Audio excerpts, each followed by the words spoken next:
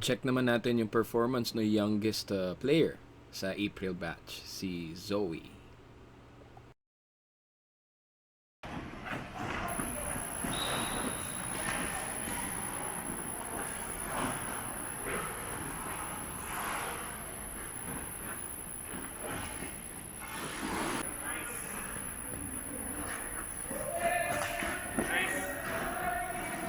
Okay, tingnan muna natin yung basics. So, pagdating sa stance, good si Zoe. And naka-lean forward, naka-bend yung knees. Okay, ang problema lang is nakaangat yung stick. Although, this is a personal preference ng mga player. But since we're learning fundamentals, dapat nakababa yung stick ni Zoe. And since maliit pa si Zoe and hindi pa siya ganun kaayos mag-balance, may kita natin affected din yung way niya ng pag-skate. Okay? Right. So, what else? So, sa technique naman, okay, makita natin hindi rin nag-quick start si Zoe. And, of course, no galloping crossovers. But, maganda yung way ng pag-skate niya. Okay, so, may improve pa natin yon pag ginagawa na niya yung quick start and yung galloping crossovers.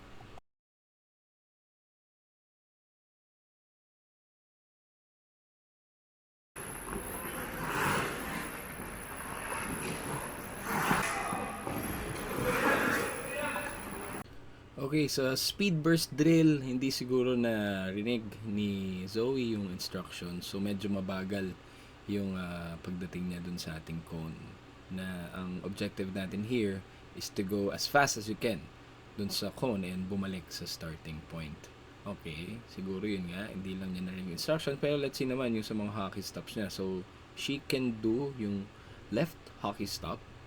Pero we don't have a footage of her doing yung right hockey stop.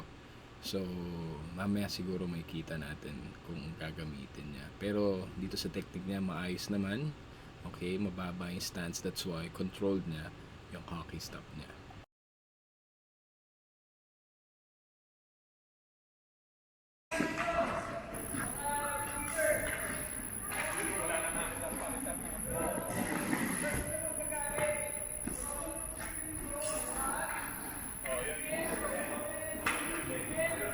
Okay, so forward to backward transition, maganda yung technique na ginawa ni Zoe.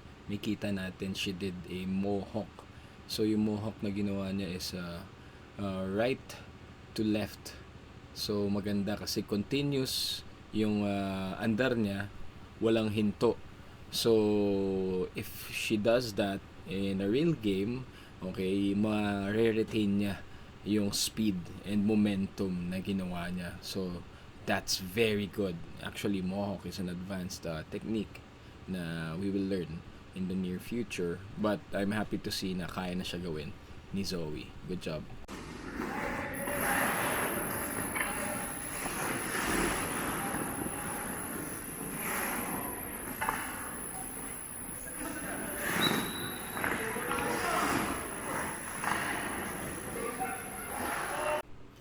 Okay, so dito na natin makita yung problem kay Zoe.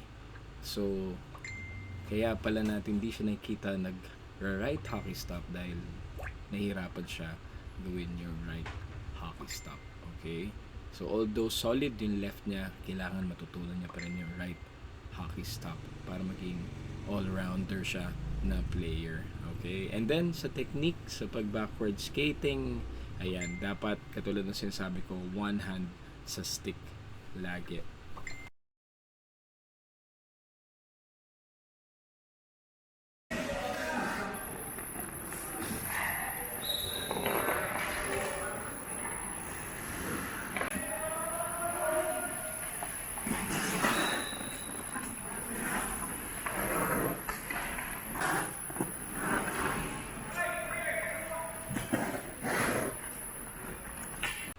Okay, so here same problem with the other players na when they turn dun sa mga cones, hindi nagli-lead yung stick nila when turning. So, I advise again na dapat mauna yung stick isabay sa pag-turn.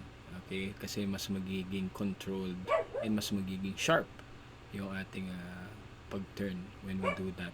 And then, one more thing, makita ulit natin dito si Zoe na yun, hirap siya sa right stop. So yun, we're gonna work on that. So don't worry, practice pa.